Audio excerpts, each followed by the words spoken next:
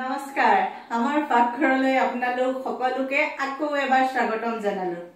আজি মই বনাব ওলাইছো মোৰ ষ্টাইলত ৰাজমাহ মছলা। দিল্লী, হাৰিয়ানা, পাঞ্জাৱতো এটো বহুতে প্ৰিয় সবজি তেখেতসকলৰ। কিন্তু আজি মই মোৰ প্ৰসেছত মই বনাম কেনেকৈ বনাম আহক এবাৰ চাও। এখিনি ৰাজমাহ মই ৰাতি তিয়াই পেলাই ধুনীয়াকৈ ধুই কৰি এনেকৈ লৈছো। ৰাজমাহখিনি মই প্ৰথমতে বইল কৰি লম। বইল কৰাৰ আগতে মোক কি লাগিব বস্তুখিনি চাও। এইকিটা লং, ইলাইচি, এটো ডাঙৰ ইলাইচি, দালচেনি, জিৰা, তেজপাতা। এইখিনি মোক বইল কৰাৰ সময়ত অকমান তেলৰ লগত এইকিটা বস্তু প্ৰয়োজন হ'ব। আৰু মই দুটা পিয়াজ মিহি মিহিকৈ কাটি এইখিনি ভাজি লৈছো। এই বস্তুখিনি মই কেনেকৈ বনাম এবাৰ চাওকচোন মোৰ প্ৰসেছত। এয়া মই গেছ জ্বলাইছো।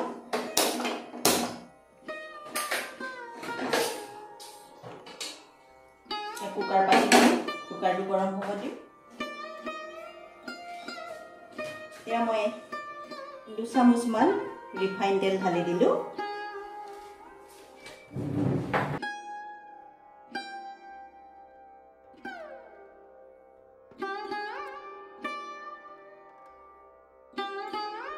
মই যিখিনি গোটা মছলা ৰাখিছিলো এই গোটা মছলাখিনি একেলগে গুটিখিনি ইয়াত দি দিম।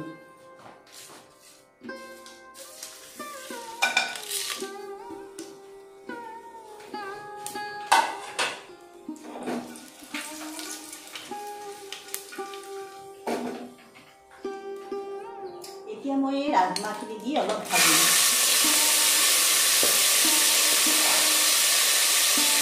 ৰাজমাহ কেঁচাখনটো নাইকিয়া কৰি লম আপোনাৰ।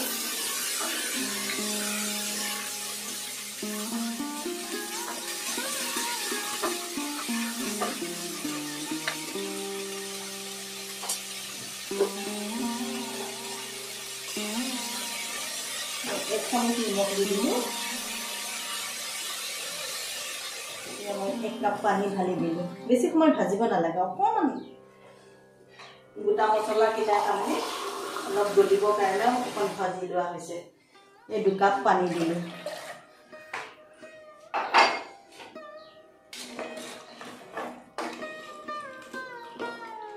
এতিয়া মই 1 চামুচ ধনিয়া গুড়ি দিলো, 1 চামুচ জলকীয়া গুড়ি দিলো, 1 চামুচ হালধি গুড়ি দিলো। দি মই 2টা পিয়াজ ভাজি ৰাখিছিলো। এয়া এতিয়া এই ভাজি ৰখা পিয়াজখিনি মই এনেকৈ হাতেৰে অকণ মোহাৰি ইয়াত দি দিম।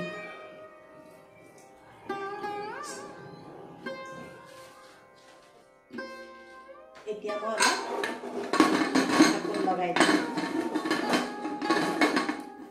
এতিয়া মই বিলাহী, কেঁচা জলকীয়া, ধনিয়া, আদা, নহৰু একেলগে পিচি পেষ্টটো বনাই ল'ম। আৰু এইখিনি পিয়াজ পিচি লৈছো।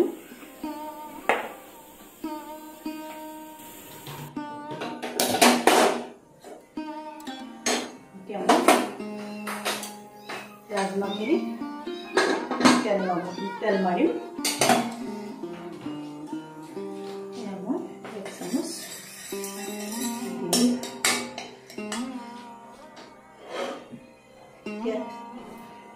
ফুল চিমত ৰাখি মই তেল মাৰিম। জিৰা দিলো।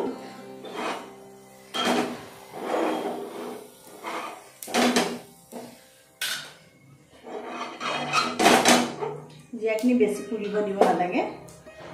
এয়া মই 3টা পিয়াজ পিচি লৈছো। এই পিয়াজখিনি দি এতিয়া ভাজিম। ৰাজমাহ সদায় পিয়াজখিনিৰ ওপৰতেই ডিপেণ্ড কৰে। প্ৰথমে মই 2টা ভাজি লৈ বইলৰ লগত দি দিছো। এতিয়া মই এইখিনি ৰঙচুৱা আকৌ ভাজি দিম। পিঁয়াজৰ যিটো গেছটো ধুনীয়া ওলাইছে। এতিয়া মই এই পিচি ৰখা বিলাহীখিনি দি দিম। ইয়াতে সকলোখিনি সামগ্ৰী আছে।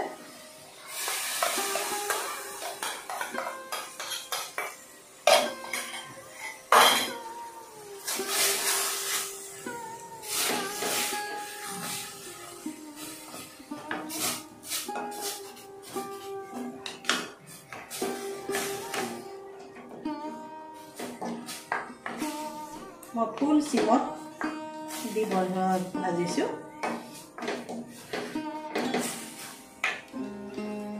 এতিয়া মই ইয়াত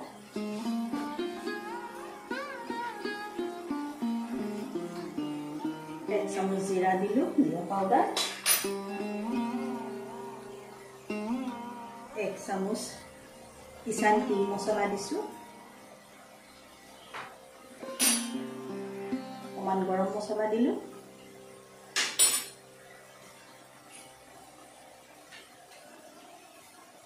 অকণমান কচুৰি মেথি দি দিছোঁ। দি এতিয়া মই আকৌ লৰাই দিম। দেখিলে এতিয়া বহুতখিনি বস্তুখিনি ক্ল'জ হৈ গৈছে।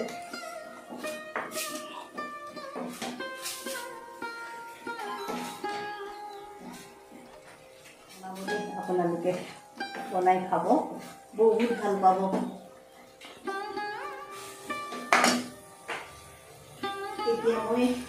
এতিয়া এইখিনি মই বইল কৰা ৰাজমাহ অলপ পিচি লৈছোঁ।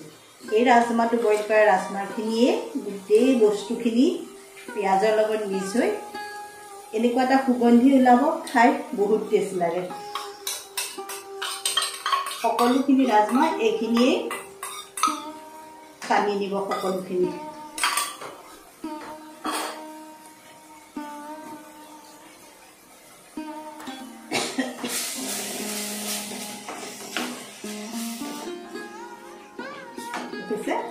হৈ গ'ল। এতিয়া মই বইল কৰি থোৱা ৰাজমাহখিনি ইয়াত বাকি দিম।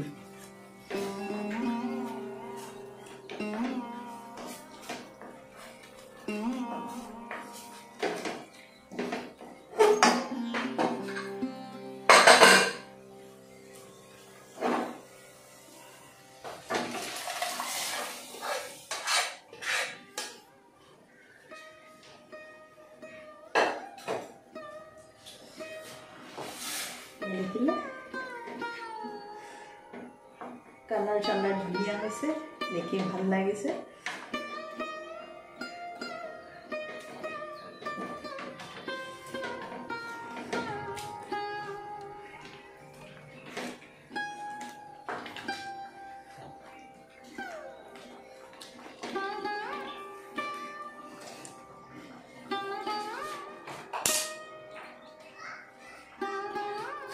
এতিয়া মই কাটি ৰখা ধনিয়াখিনি ইয়াত দি দিম।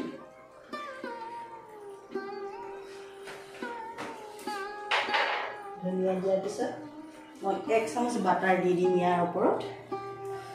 এই বাটাৰখিনিয়ে ধনিয়াটোৰ গেছ আৰু সুগন্ধ কৰি উঠাব, খাই বহুত টেষ্টি লাগিব।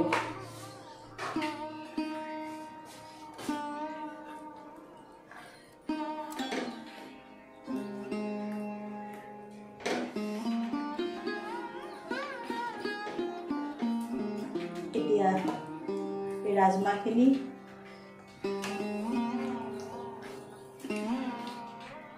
ৰুটি, পৰঠা, ভাত, নান সকলোৰ লগত খাব পাৰি।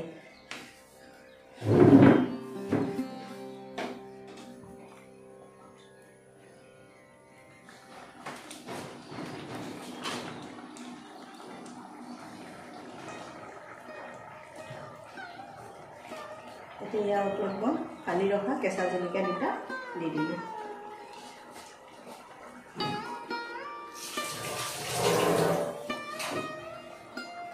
হৈ গ'ল।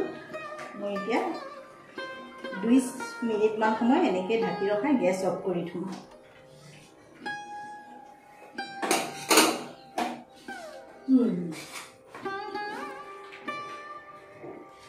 এয়া মছলা ৰাজমাহ তৈয়াৰ হ'ল। এতিয়া গৰম গৰম ভাতৰ লগত পৰিধান কৰিম।